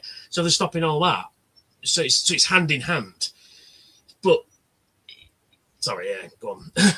I'm starting to get annoyed about all this. Sammy said as well, go to your used bookstore, game store, CEX, etc., and make sure that if there's something that you want, then you get it. Now, Correct. we have, like, as Tony said earlier, actually, I think, we've got 3 of them, I believe, CEXs in Hull.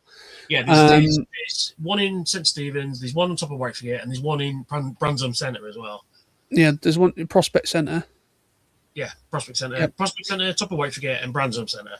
Yep. So we've got 3 of them in Hull CEX stores, and whenever I'm in Hull City Centre, I always check out CEX. They are my go-to, as well as HMV. So HMV is one of my go-tos because, like I say, we're very lucky to be a very few cities that still have one. So I always go to them. The Universe 2026 on 4K Blu-ray, but I've done it so it goes to the shop, so I have to go to the shop to buy it. Yeah, that's good. Yeah. Massey says it does. It also means second-hand retail prices of physical media will skyrocket as they become more rare. That's true too. Yeah.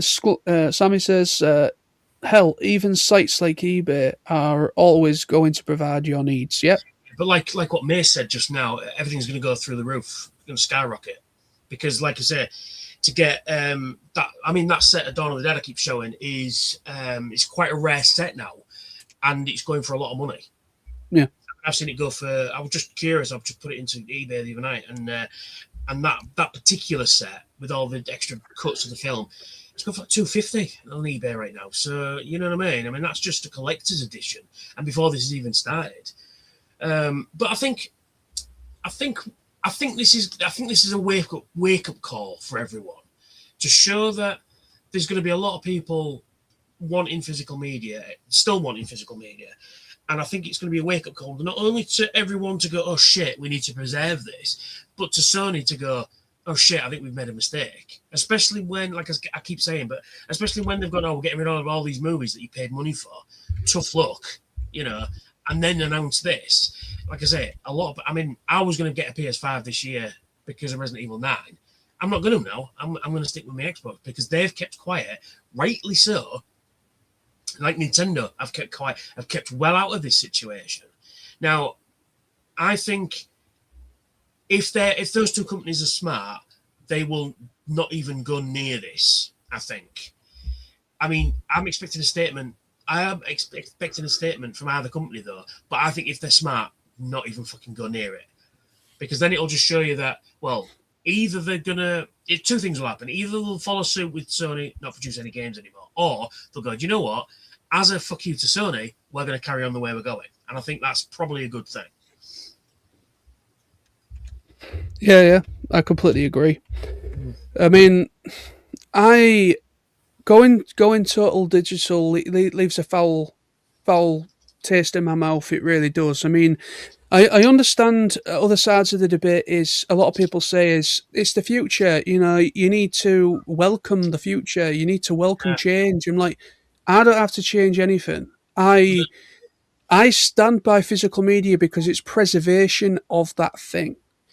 If you get rid of physical media totally, that is not preservation because you don't own anything going digital. You don't own a single thing. Your money, I keep saying it. I know people won't agree with what I say, not totally, but that's why I say your money holds no value with digital because you work hard, you go to work, you work hard for your money and you treat yourself to that new game, you treat yourself to that new book, you treat yourself to a film or a DVD box set or what have you.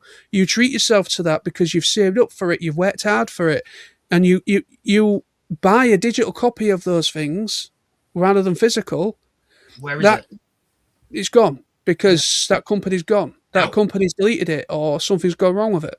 Now, right now, as it stands, is if John, you said to me, oh, I've never seen Dawn of the Dead. Really? Well, why don't you borrow my box set and you can go watch it? Right?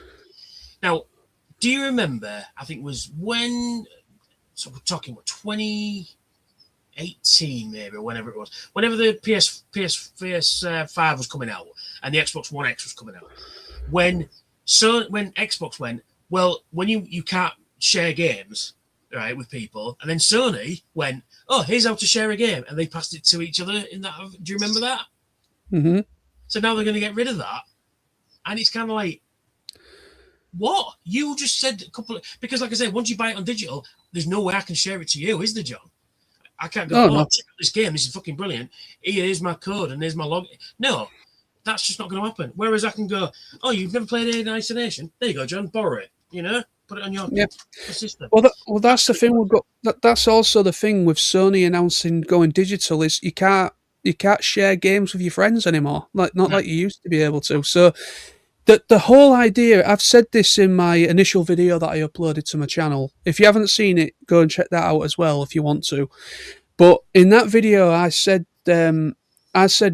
Well, sorry, my mind's gone completely off track. Well, I was just going to add, Sony's motto about this is play has no limits. Well, unfortunately, play now has very much limits. Yeah, but you're going to have to change that, Sony, now, aren't you? Yeah, that slogan has to change, definitely. Yeah, play has no limits. Well, it kind of does now. So, yeah. I mean, to be honest, physical media, I will continue to support physical media. I don't care what people say. I'm not going to change my ways. Like I said many times, it's preservation of that thing. You are preserving it. You own it. I mean, look at Del Toro. Del Toro is a big supporter of physical media. Yep. And he has come out and said, "Is if you own it, that's preservation. You are." Because that thing might end up out of print. The license might be lost because maybe that company's gone out of business. If you own it, you're preserving it because it's become rare.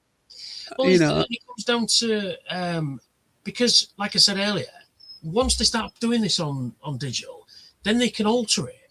So not only they can cut out a line here or a scene there or this, that, and the other. And to somebody who's never seen a film like that before, like I said earlier, about if you're watching a film, that has a racist comment in it, for example, that's part of the film. Doesn't mean that actors are racist or anything like that, but it just means that like they might make a gay joke or something. Like Tropic Thunder, for example. I watched that the other day. Fucking great movie. It's a great movie, but to a snowflake, so I've used the correct term, might get offended by it, so then they won't show it, and then that film's gone forever. That sort of thing as well. And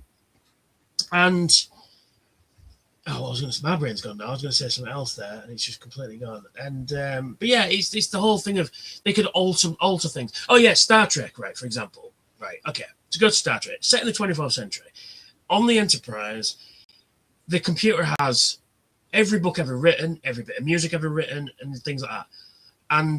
But what do you see the crew doing? You see them reading actual fucking books, not on an iPad, because I've all got iPads walking around the ship, it's all Wi-Fi, right? But they read actual physical books. And all right, you don't see them watching movies or anything like that. But the point is, if that's the future and that's a utopia future, people still want physical media. They still want the book and hold it in the hand and read it. You know what I mean? So there is even though it's a fictional setting, although even it's a fictional setting, they still have physical media in that fictional future. So I don't think it's going to go away to a certain extent. But like I said, to preserve things that are out of print, movies, games, comic books, or anything like that, I don't think it's going to go away. And I think what makes me say that is this is a wake up call. I think other companies are just gonna fucking ride this and go, see you, Sony. It was nice to know you. You know what I mean? Because like I said earlier, people are gonna migrate from Sony. If Nintendo and Xbox are gonna go, well, we're gonna continue making games for as long as we can, Sony's the sales are gonna drop drastically. And like you said about the cost of the new consoles coming up to £1,000, right? I am paying £1,000 for basically is basically a PC these days, and I'm not being able to put a disc on it. And then when in 10 years time, when the next PlayStation comes out, that's just now redundant. It's just a fucking block of shit that I can't get rid of, can't sell it, because what's the point of selling it if there's no games to play on it? Well, it's like even mobile phones. You buy the brand new flagship mobile phone, it's obsolete within a year. Of 6 months usually. Yeah, because the next one comes out. Yeah, So, that's it. But at least with a mobile phone though, is at least it's a physical thing that you can sell on, and it can it still is, yeah. and it can still be a phone, and it can still take photos and stuff like that. It's still got a camera in it, so there is some Right. functionality out of it. But if an old digital games console comes out, and then when the next one comes out to replace that one, then that one's just an expensive doorstop. So you've spent £1,000 that you're not getting back. You're not getting any slice of that back, right? Mm. And like I said, it just becomes a grey or a black fucking doorstop at the end of the day. That's all it's used for. So what else can you do with it? I mean, you can probably strip the parts out of it for some reason if you want to do that. But other than that, there is no value to it. It's worth zero. Yeah. All right, let me get through these comments. We've had a few more. So, Jordan Belice has said McBride revealed to Josh Horowitz in an interview on his Happy, Sad, Confused podcast that his G.I. Joe movie will follow Duke and the team battling Cobra in their town of Springfield. I guess. Yeah. Interesting. Springfield, is that The Simpsons as well? Massey says, I know too many CEX, eBay, and similar is a go-to, but over the last year, I have frequently cash generator and cash converters. Yet there are other stores that sell physical media as well. And it says the prices are silly, but not for how long. Yeah. Now, I will say, if you are selling a retro console, go to cash converters because you will get a better price. Because I sold my PS2 last year for extra money for TFN, and I took it to CEX. They wouldn't take it because they said it'd been opened up, right? And I went, it hasn't. Yeah, because it was mine from when I was a fucking kid. They told me it'd been opened up, and I said it hadn't. I bought it when I bought it back in the day, right? I got to, and then they went, oh well, we can only offer you £20 for it. I was like, oh, is that all? Right? So I took it to cash converters. They looked at it and went, yeah, that's pretty good. We'll test it. Tested it, worked fine. Controller worked fine. And then they went, oh, we can offer you £70. I was like, oh, cool. Has it been tampered with? And he looked at it and went, not as far as I can see. So yeah. So that's the only low point is that it's really difficult for some reason. CEX, I'm guessing they've got real steep policies when it comes to trading in stuff. Yeah, because I saw a guy the same day actually when I took the PlayStation in. And then I went to cash converters. He had a bin bag full of DVDs, right? And there must have been 1,000 or more. There was just because he was in the next one along, and she was going through it, scanning through it, and she was almost done by the time I'd finished my business. And I was curious to see how much it went. Oh, we can offer you about 30 quid. There must have been 1,000 fucking DVDs there. So even at £1 each would have been, So it just shows you they just sell them. They buy them for nothing and then sell them for stupid money. You're better off on eBay. If you didn't do that, you're better off on eBay. Yeah, I agree. Rich Autobot 1000 says, I have no issue with digital. I just installed Crunchyroll for Grayson so he can watch anime. But I'll still buy the physical. Can't watch Crunchyroll when the internet down. That's true. Yeah. The thing is, I mean, obviously, I used to subscribe to Crunchyroll. I don't anymore because of the shady business. I'm not going to go into that because I'll be here forever. But there has been some shady stuff behind the scenes with Crunchyroll, which made me unsubscribe. I am subscribed to High Dive, which is another anime streaming site, which is just as good, but a lot cheaper per month. It's only it's going up to like £8 a month. $8. Which is absolutely nothing in pounds. It's like 5 or 6 quid. So yeah, basically, I have a High Dive subscription. Obviously, I've got Netflix and Disney Plus as well, which have a bit of a library of anime. So that's where I get a lot of my anime pleasure nowadays. But yeah, I mean, like I say, digital has its place. We're not saying it doesn't. It is conveniency at the end of the day for a lot of people. I have subscriptions to streaming services. Like I said, I've got Prime Video, I've got Disney Plus, I've got Spotify because it's just easier for me to listen to music on the go having Spotify, even though we've just said earlier in the stream they don't support the artists very well. I'm guilty of that as well. But I mean, there is convenience. I mean, the thing is now is you can pull on Spotify, you can pull any song from any artist out of thin air, right? Yeah. I mean, yeah, we were saying about going to get physical media and stuff like that. I mean, for me, I like music, and I've never been the big music fan as I am a movie fan. So, but if it was the other way around, I'd go out and buy vinyl and CDs and stuff like that. Yeah. But that's just a personal preference for me. I know people, my uncle especially, he still buys vinyl. All he ever does is buy vinyl, and his vinyl collection would rather my DVD and movie collection. So yeah, there is. I guess it's personal preference at the end of the day. It is, yeah. It is, yeah. I mean, like I say, this stream is not to try and deter people from going digital. It's personal preference. It's just we personally feel physical is the way forward because, like we've said, like I've said, it's preservation. It's also, like I say, it supports the artist. If it's music, it supports the actors. It supports the film industry. It supports a lot of things going physical. Digital doesn't. Well, look at it like this. Years ago, before streaming services and that, a film might not have done well at the cinema, but when it comes out on home video, it did really well. Shawshank Redemption is a prime example. At the cinema, it was a massive flop, but when it was on home release, it did fantastic. The sales went up. So there is like fucking. I tell you what, right?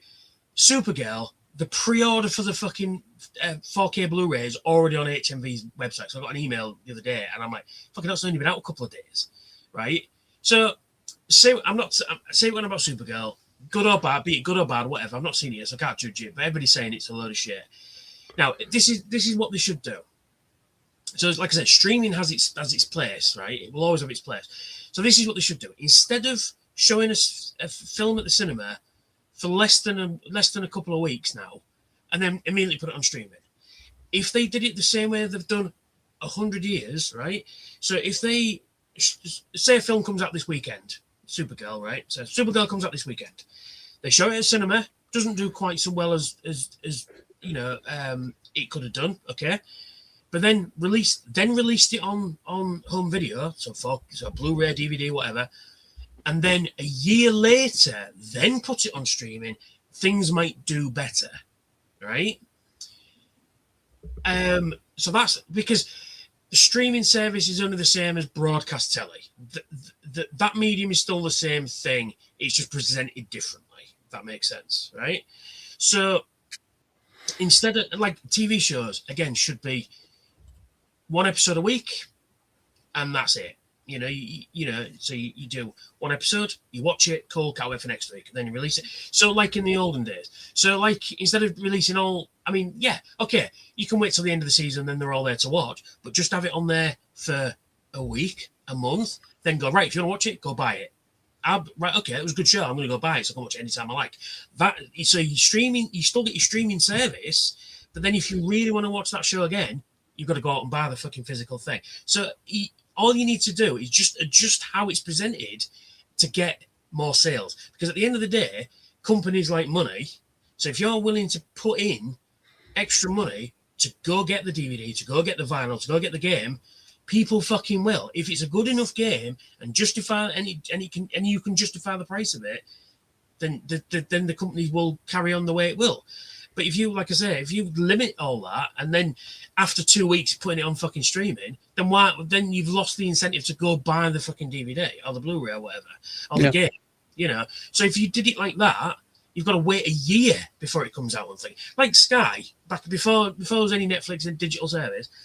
Right, okay, so we're talking early 2000s, or mid-2000s, film would come out, and then, like I say, it'd be 2 months at the cinema, go away for a few months, come out on VHS or DVD, and then if you wanted to see it again, you'd have to go watch it, and then a year later, it'd be on Sky channels.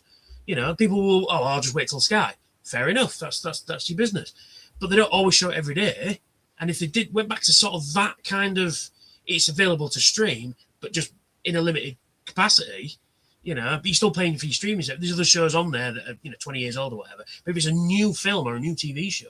Limit its view on the streaming so you can go out and buy it. Because I'd fucking do that. It's like, oh shit, that was a great series. I want to watch it again. I've got to go buy it.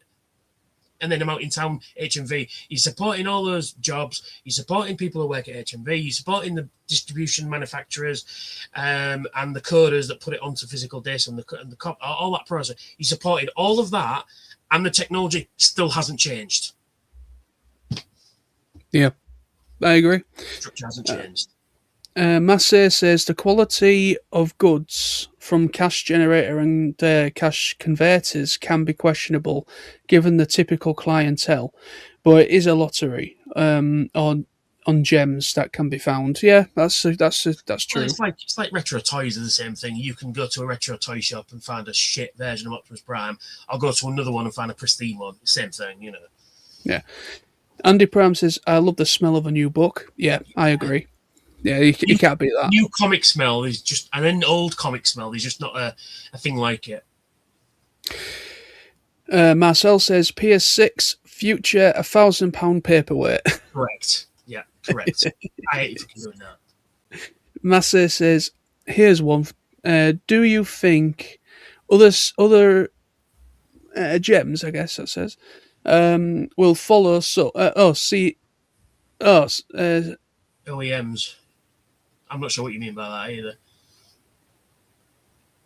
Anyway, we'll follow suit. Same with Sony. There's basically other companies, I guess. Or wait to see if the Fallout and slaps Sony's receive. Yeah, basically, we mentioned earlier on in the stream that Xbox apparently rumored to be following suit, but I do know Xbox are looking for the future console they're looking at cloud gaming.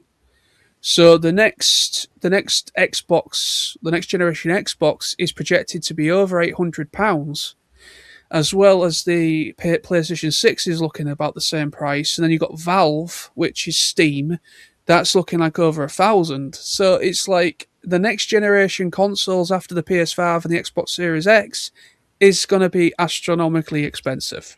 No, I think what he means though is, I think what he's saying is as Sony are testing the waters with this non-physical thing, he's wondering if other companies will, like we said earlier, wondering if how can we capitalize on this? So if Sony are going to do this, the fallout from that, like I keep saying, other people are going to drift to other companies. So if Xbox and Nintendo, like I said earlier, are going to still produce games, people will just naturally migrate to those systems.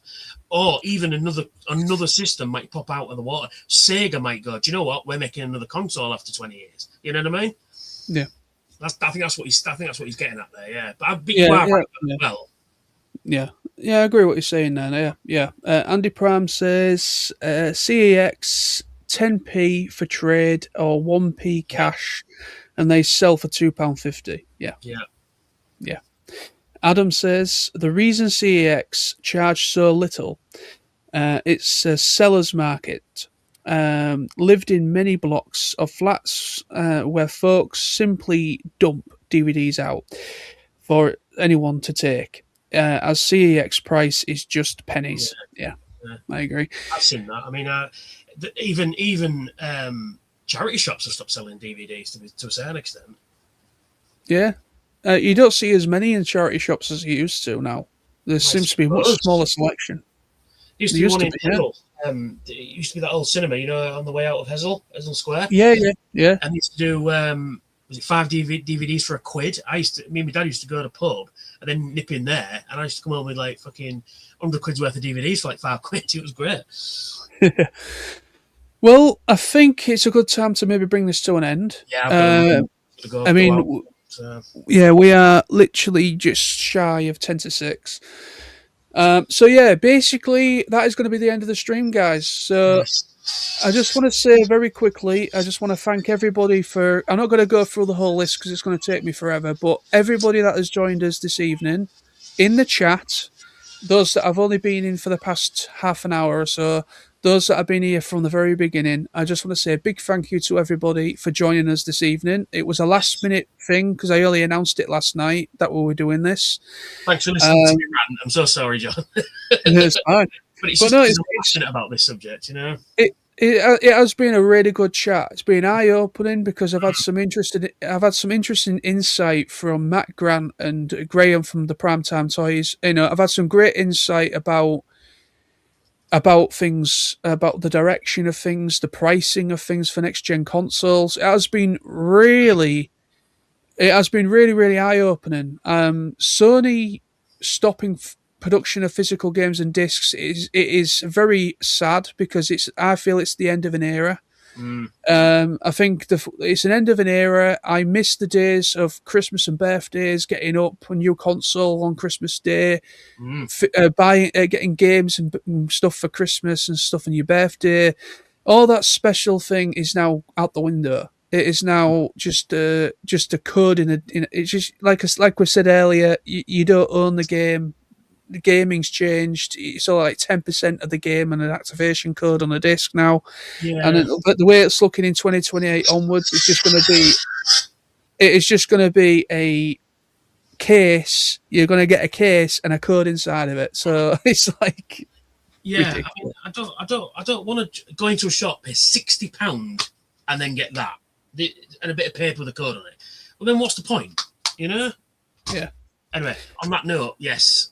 Right, so we're just gonna All About 1000 says later, boys. See you in a few weeks. You will. You will. Oh yeah. Yeah. Adam says give John a like. Go on, folks. Yeah, do that. I'm not. I'm not going to push it. To John. Go on.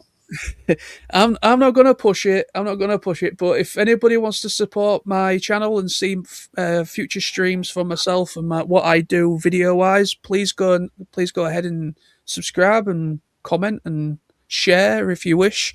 It's always good to have some sort of support. So thank you very much again to everybody. Thank you, Massey. Cheers, guys. Adam, Andy says, hopefully see you both in a few weeks. Yep, you will. You will. But thank you so much. Enjoy the rest of your Saturday and your weekend, everybody. Thank you again to Tony for joining me this evening. And if you want to find me, search for SoundwaveSG1 on all my socials, and you'll see this boat race.